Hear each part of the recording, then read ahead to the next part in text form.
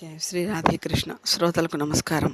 నిన్నటి కథాభాగంలో దేవతలందరూ కలిసి కచుడిని మృత్సంజీవిని విద్య కోసం శుక్రాచార్యుడి దగ్గరికి పంపించడం, అయితే అది గమనించిన రాక్షసులు కచుడిని చంపటం, దేవయాని తన ప్రేమతో శుక్రాచార్యుని బతిమలాడి కచుడిని తిరిగి బతికించుకోవటం, తనను వివాహం చేసుకోవాల్సిందిగా అడగటం, కచుడు దానికి తిరస్కరించడం, దాని మీద కోపంతో పరస్పరం శాపాలు పెట్టుకుని కచుడు వెళ్ళిపోవటం వరకు విని ఉన్నాం.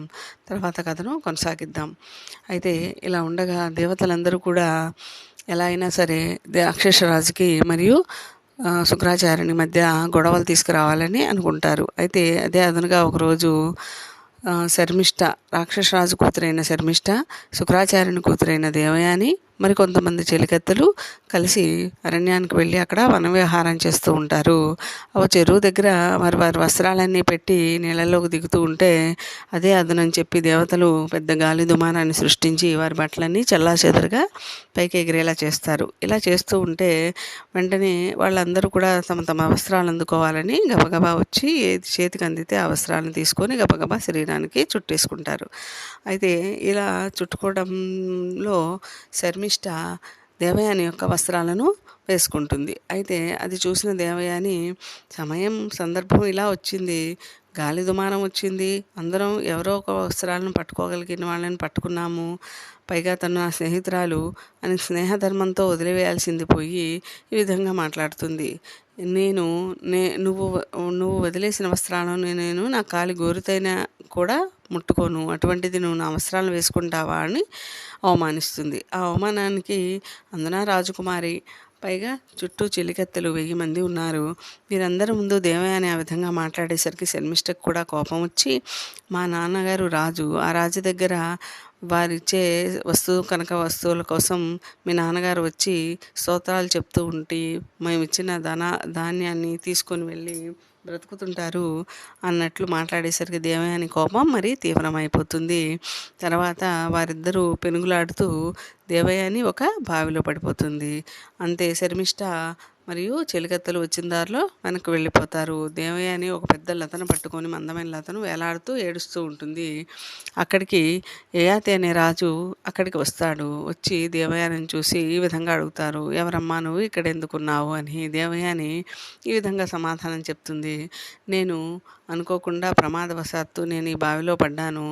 నేను మృత్సంజీవిని విద్యను ద్వారా రాక్షసులను రక్షించే రాక్షస గురువైన శుక్రాచార్యుని కూతుర్ని దేవయానిని అని చెప్పగా, యయాతి మహారాజు తన కుడి చేతిని అందించి ఆమె కుడి చేతిని పట్టుకొని పైకి లాగుతారు. లాగిన తర్వాత ఇద్దరు కూడా ఎవరి దారిన వారు వెళ్ళిపోతారు. అయితే ఇది అలా ఉండగా బయటకు వచ్చిన తర్వాత ఘుర్ణిక అనే ఒక చెలికత్త శుక్రాచార్యుడు చెప్పగా దేవయాన్ని వెతుక్కుంటూ వస్తుంది. అయితే దేవయాని కనిపించగానే రామ్మ ఇంటికి వెళ్దామనగానే ఎక్కడలోని కోపంతో నన్ను శర్మిష్ఠ అవమానించింది, ఆ శర్మిష్ఠ రాజ్యంలోకి నేను ఎప్పటికీ రానని నాన్నగారికి చెప్పమని ఆ విధంగా చెప్పగా వెంటనే ఘర్ణిక వెళ్ళి శుక్రాచార్యుడితో జరిగిన విషయాన్ని సమస్తం విన్నవించుకోగా శుక్రాచార్యుడు పరుగు పరుగున వచ్చి దేవయాని ఉన్న ప్రదేశానికి వచ్చి రామ్మ ఇంటికి వెళ్దాము అనగా, నన్ను ఈ విధంగా శర్మిష్ఠ అవమానపరిచింది, నేను రాను ఆ రాజ్యంలో కంటే ఈ విధంగా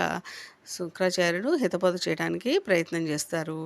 అమ్మ, ఎవరికన్నా కోపం వచ్చినప్పుడు, కోపంతో పరుషంగా మాట్లాడుతున్నప్పుడు మాట్లాడకుండా పట్టించుకోనట్టు మౌనంగా ఉండటం అనేది శతసహస్ర యజ్ఞాలు చేసిన దానికన్నా చాలా ఉత్తమమైన విషయము.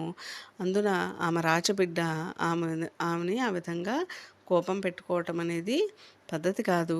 నువ్వు ఏం చేసి ఉంటావో రా, వెళ్ళిపోదాం, రామ్మ ఇంటికి వెళ్దామని బతిమిలాడతాడు. ఎంత బతిమిలాడినా కూడా దేవయాని రాకపోగా శుక్రాచార్యునికి శర్మిష్ఠ మీద, అలాగే రాక్షస గురువు మీద, ఆ చెలికత్తెల మీద విపరీతమైన కోపం వచ్చేలాగా రెచ్చగొడుతుంది. ఆ మాటలకి శుక్రాచార్యుడు కూడా, సరే నీకు ఆనందం లేని చోట నేను మాత్రం ఎందుకు, రా వెళ్ళిపోదామని శుక్రాచార్యుడు దేవయానిని తీసుకుని ఆ రాజ్యం వదిలిపెట్టి వెళ్ళిపోతూ ఉంటాడు. అయితే అది విన్న రాక్షసరాజు పరుగు పరుగున వచ్చి, నా వల్ల కానీ నా కూతురు శర్మిష్ఠ వల్ల కానీ మీకు ఏ రకమైన అపకారం కలిగినా కూడా మమ్మల్ని బంధించండి, దయతో రాజ్యంలోకి తిరిగి రండి అని బతిమలాడగా దేవయాని ఈ విధంగా అంటుంది. మీ శర్మిష్ఠ మరియు ఆ చిలికెత్తలందరూ కూడా నాకు దాస్యం చేస్తానంటే, అది కూడా నా వివాహమై నేను అత్తగారింటికి పోతే అక్కడికి కూడా వచ్చి దాస్యం చేస్తానంటే నేను అలాగే వస్తాను మీ రాజ్యంలోకి అని దేవయాని అనగా, శర్మిష్ఠ మరియు రాక్షసరాజు ఇద్దరు కూడా శుక్రాచార్యుడు వెళ్ళిపోతే రాక్షసుల యొక్క ప్రాణాలకు ప్రమాదం ఉందని, రాక్షస రాజ్యం నాశనమైపోతుందని భావించి వారి ప్రజల కోసం వారు ఆమె పెట్టిన షరతుని అంగీకరిస్తారు. అప్పటి నుంచి దేవయాని మరియు ఆ 1000 మంది చెలికత్తెలు కూడా ఈ విధంగా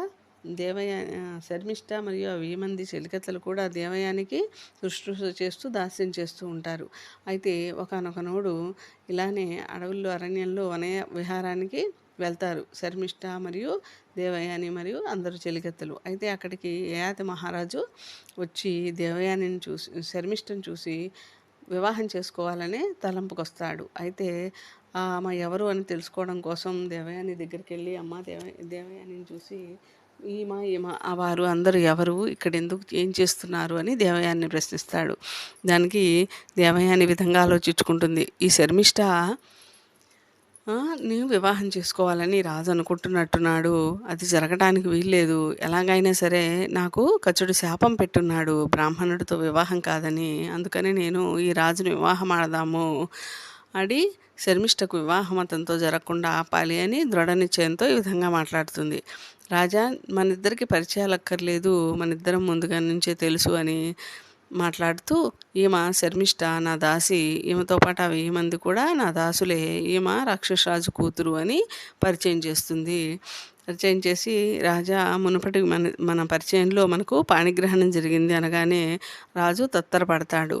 అవును, నేను ఒక స్త్రీని నా కుడి చేతిని మీ కుడి చేతితో పట్టుకున్నారు, అందుకని మనకు పాణిగ్రహణం అయిందనగానే రాజు ఈ విధంగా అంటాడు, అమ్మా, నిన్ను రక్షించడం కోసమే నేను నీ చేయి పట్టుకొని పైకి లాగాను తప్ప వివాహం ఆడవాలని అనే ఉద్దేశంతో ఆడలేదు. పైగా మీరు బ్రాహ్మణ స్త్రీ, నేను క్షత్రియ పురుషుణ్ణి, మన వివాహము ప్రతిలోమ వివాహం అవుతుంది, అది ధర్మబద్ధం అవ్వదు, అలాంటప్పుడు మనము వివాహం చేసుకోరాదు అనగా వెంటనే ఈ విధంగా మాట్లాడుతుంది దేవయాని.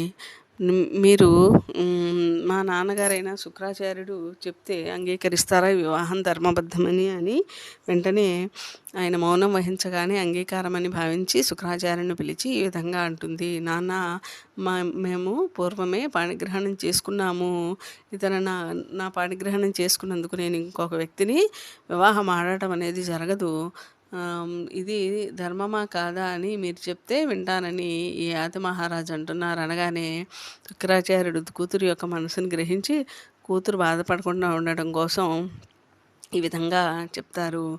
మీ ఇద్దరికి పాణిగ్రహణం అయింది కాబట్టి ఇక మీ వివాహం అధర్మం అవ్వకుండా నా తపశక్తిని ఉపయోగించి ఈ వర్ణసంకరమైన వివాహము అవ్వకుండా ఉండే విధంగా నేను దీవిస్తున్నానని చెప్పి వారిద్దరికీ వివాహం చేస్తారు. ఇక శుక్రాచార్య నిర్ణయానికి ఎదురు చెప్పలేకపోతాడు యయాతి మహారాజు. వారిద్దరికి వివాహం అయిన తర్వాత దేవయాని చెప్పిన మాటల మీద శుక్రాచార్యుడు ఈ విధంగా యయాతితో అంటారు, నీతో పాటు నా కూతురుతో పాటు 1000 మంది దాసీ జనం, దాంతోపాటు శర్మిష్ఠ కూడా వస్తుంది, వారందరితో మీరు ఏవైనా చేయవచ్చును, కానీ ఎటువంటి పరిస్థితుల్లో కూడా శర్మిష్ఠతో మీరు ఎటువంటి సంబంధాలు నెలకొల్పడానికి వీలు లేదు అని, ఇది నా ఆజ్ఞ అని తెలియజేసి అందరినీ కూడా అత్తగారింటికి పంపిస్తారు. అలా పంపించిందంగా ఉండగా చాలా రోజులు సంతోషంగా దేవయాని యయాతి మహారాజు ఉంటారు. వారికి 2 అబ్బాయిలు పుడతారు. అలా ఉండి వాళ్ళందరిని చూసిన తర్వాత శర్మిష్ఠకి విధమైన భావం కలుగుతుంది. ఎందుకు నా జీవితం ఇలా ఉంది, నాకు కనీసం సంతానమైనా లేదు, నాకు మాతృత్వం కూడా లభించలేదు, సంతానం మీద విపరీతమైన ఆలోచన వచ్చి ధర్మ సంతానం కావాలని తన చెలి దేవయాని తను తీసుకొని వచ్చింది కాబట్టి ఆమె యొక్క భర్త తనకు కూడా అధికారి అవుతారని భావించి ఈ విధంగా యయాతితో మాట్లాడుతుంది. యయాతి మహారాజు వచ్చినప్పుడు నాకు సంతానాభిలాష కలిగింది అని చెప్పగానే యయాతి విధంగా అంటారు, శుక్రాచార్యుడు నాకు అనుజ్ఞ ఇచ్చున్నారు, మీతో ఎప్పుడు కూడా అటువంటి సంబంధం నెరపకూడదని అనగానే వివాహ సమయంలో ఆడేవి సూక్ష్మాలు, ధర్మ సూక్ష్మాలు ఎన్నో వివరించి అవి ఏముంది వివాహ సమయంలో ఎన్నెన్నో చెప్తూ ఉంటారని మొత్తానికి యయాతిని ఒప్పించి యయాతికి మరియు శర్మిష్ఠకి ముగ్గురు సంతానం కలిగిన తర్వాత నెమ్మదిగా ఆ నోట ఈ నోట దేవయానికి ఆ విషయం పొక్కుతుంది. వచ్చి శర్మిష్ఠని ఈ విధంగా అడుగుతుంది, ఏమిటి శర్మిష్ఠ, ఈ విధంగా నువ్వు తప్పు చేశావు, అధర్మంగా సంతానాన్ని కన్నావు అంటే శర్మిష్ఠ ఈ విధంగా జవాబు చెప్తుంది, ఒక మహా తపస్యాలి వల్ల నాకు ఈ విధమైన సంతానం ప్రసాదించారు ఆయన అని చెప్పగానే సరే అని ఆనందపడి శర్మిష్ఠ వెళ్ళిపోతుంది. కానీ పిల్లలు కొంచెం పెరిగి పెద్దవారైన తర్వాత వారి యొక్క ముఖ కవళికలు అన్నీ కూడా యయాతి మహారాజు పోలికలు కనిపించడంతో దేవయానికి సందేహం కలిగి ఆ పుత్రుల దగ్గరికి వెళ్ళి, మీ తల్లిదండ్రులు ఎవరో చెప్పమనగా ఆ ముగ్గురు కూడా శర్మిష్ఠను మరియు యయాతి మహారాజును చూపించగా ఇంకేముంది, దేవయానికి విపరీతమైన కోపం వచ్చి వెంటనే శుక్రాచార్యుడి దగ్గరికి పరుగున వెళ్తుంది. దాని వెంబటే యయాతి మహారాజు వెళ్తారు. ఆమె జరిగిందంతా పొసగిచ్చినట్టు చేసి యయాతి తనను మోసం చేశాడని వాపోతుంది. అయితే ఇదంతా విన్న శుక్రాచార్యుడికి విపరీతంగా కోపం వచ్చి ఈ విధంగా అంటాడు, యయాతి మహారాజా, నేను ఇంతకుముందే మీకు చెప్పి ఉన్నాను, శర్మిష్ఠతో మీరు ఎటువంటి సంబంధాలు నెరపకూడదని. కానీ మీరు ఆ మాట వినకుండా ఈ విధంగా శర్మిష్ఠతో సంతానాన్ని కూడా కన్నారు కాబట్టి మీకు ఇప్పటికిప్పుడే వృద్ధాప్యం వచ్చునని శాపం పెడుతున్నానని శుక్రాచార్యుడు అనగా వెంటనే యయాతి ఈ విధంగా అంటారు, శుక్రాచార్య, నాకు ఇంకా మీ కూతురు పట్ల మోహము పోలేదు అనగానే అది విన్న దేవయాని మిక్కిలి ఆనందిస్తుంది. ఆ దేవయాని యొక్క ఆనందాన్ని గమనించిన శుక్రాచార్యుడు ఈ విధంగా సెలవిస్తారు, సరే అయితే మీ యొక్క వృద్ధాప్యాన్ని తీసుకొని ఎవరైనా నీకు యవ్వనాన్ని దానం చేసినట్లయితే నీ కొడుకుల్లో మీకు మళ్ళీ వృద్ధాప్యం పోయి యవ్వనం వస్తుంది. తర్వాత మీరు మీ యవ్వనంతో మీరు జీవితం కొంతకాలం కొనసాగించిన తర్వాత మళ్ళీ మీ వృద్ధాప్యాన్ని మీరు తీసుకొని వారి యవ్వనాన్ని వారికి ఇచ్చేయవచ్చు. మీ కొడుకుల్లో ఎవరైతే మీకు ఈ విధంగా యవ్వనాన్ని ధారపోస్తారో వారే తదుపరి రాజే కొనసాగుతారని శుక్రాచార్యుడు చెప్పగా వెంటనే దేవయాని మరియు యయాతి మహారాజు తమ రాజ్యానికి వెళ్ళిపోతారు. అయితే వెళ్ళిన తర్వాత అక్కడ కొడుకులను పిలిచి ఈ విధంగా నన్ను మీ శుక్రాచార్యుడు ఇలా శపించారు, నాకు ఇప్పుడు ముసలితనం వస్తోంది, మీలో ఎవరైనా సరే ముసలితనాన్ని స్వీకరించి నాకు కొన్ని రోజులు యవ్వనాన్ని ఇస్తే నేను ఈ భోగాలన్నీ అనుభవించాలనుకుంటున్నాను అని అడగ్గా నలుగురు కొడుకులు అందరూ కూడా యయాతి మహారాజుని యొక్క హీనస్థితిని చూసి పరిహాసం చేస్తారు. అందువల్ల యయాతి మహారాజు ఆ నలుగురు కొడుకులను శాపం విధిస్తారు. కాకపోతే చివరి కొడుకైన అబ్బాయి మాత్రం తండ్రి కోరికను మన్నించి అలాగే ఈ యొక్క వృద్ధాప్యం ద్వారా వచ్చే వ్యాధులను భరించడానికి సిద్ధపడిపోతాడు. దానికి మిక్కిలి ఆనందపడిన యయాతి మహారాజు పుత్రుడి దగ్గర యవ్వనాన్ని స్వీకరించి వృద్ధాప్యాన్ని పోగొట్టుకొని తర్వాత 1000 సంవత్సరాలు ఆ విధంగా యవ్వనంతో పరిపాలించి చక్కటి రాజ్యం పరిపాలించిన మీదట కొడుకును పిలిచి ఈ భోగాయిచ్చ తపస్సు వల్ల మాత్రమే పోతుంది, ఈ విధంగా ఎంతకాలం కూడా అనుభవించినా కూడా ఈ కోరికలు ఏవి కూడా పోవని నేను తెలుసుకున్నాను అని చెప్పి తన యవ్వనాన్ని తనకిచ్చేసి తాను వృద్ధాప్యం స్వీకరించి వానప్రస్థం ద్వారా తపస్సు చేసుకుంటూ స్వర్గానికి వెళ్తారు. వెళ్ళిన తర్వాత అక్కడ యయాతి మహారాజును ఇంద్రుడు ఈ విధంగా అడుగుతారు, యయాతి మహారాజా, మీరు ఈ విధంగా ఎలా సాధించగలిగారు అంటే మిక్కిలి అహంకారంతో నాలాగా ఎవరు కూడా తపస్సు చేయలేదు అని అహంకరించగానే అహంకారం వల్ల ఇంద్రునికి కోపం వచ్చి యయాతి మహారాజును మళ్ళీ వెనక్కి వెళ్ళిపోమని నరకల గుంపాల్లో పడమని అనగా యయాతి చాలా బతిమలాడుకోగా సజ్జనలోకానికి పంపించమని వేడుకుంటారు. ఆ విధంగానే సజ్జనలోకానికి వెళ్తారు. అక్కడ అందరూ యయాతి యొక్క దివ్య తేజస్సును చూసి వారందరూ వివరాలను అడగగా యయాతి తనకు జరిగిన విషయాలన్నీ పొసుగుచ్చినట్టు చెప్తారు. ఆ విధంగా యయాతి కథ జరిగింది. కాకపోతే యయాతి కొడుకుకి రాజ్యాన్ని ఇచ్చి తాను పట్టాభిషేకం చేస్తున్నప్పుడు పుర ప్రజలందరూ ఈ విధంగా అడుగుతారు, శుక్రాచార్యుడి యొక్క పౌత్రుడు ప్రథమ సంతానం ఉండగా కనిష్ఠుడికి ఎందుకు మీరు రాజ్యాధికారం ఇస్తున్నారని అడగ్గా యయాతి విధంగా చెప్తారు, నా శాపాన్ని ఎవరైతే స్వీకరించి నా వృద్ధాప్యాన్ని స్వీకరించి ఎవరైతే నాకు ఎవరిని దారపోస్తారో వారే తదుపరి రాజవుతారని శుక్రాచార్యుడు సెలవిచ్చారనగా ఇక వారు మారు మాట్లాడరు. ఆ విధంగా హ్మ్, శర్మిష్ఠ కొడుకు రాజు అవుతారు. ఆమె రాజమాతగా మారుతుంది. ఏదేమైనా ధర్మో రక్షతి రక్షితః అని ఆహ్, ఏ దేవయాని ఎన్ని పన్నాగాలు పన్నినా కూడా చివరికి ధర్మం గెలిచి రామ రాజమాత కాకుండా దేవయాని ఆపలేకపోయింది. దేవయాని యొక్క ఆక్రోషం వల్ల దేవయాని యొక్క కొడుకులు కూడా అలా అయిపోతారు. రాజ్యాధికారం లేకుండా దేవయాని కథ చివరికి అటువంటి మలుపులతో ఉంటుంది. జై శ్రీ రాధే కృష్ణ. తర్వాత కథను మిగిలిన భాగాల్లో చెప్పుకుందాం.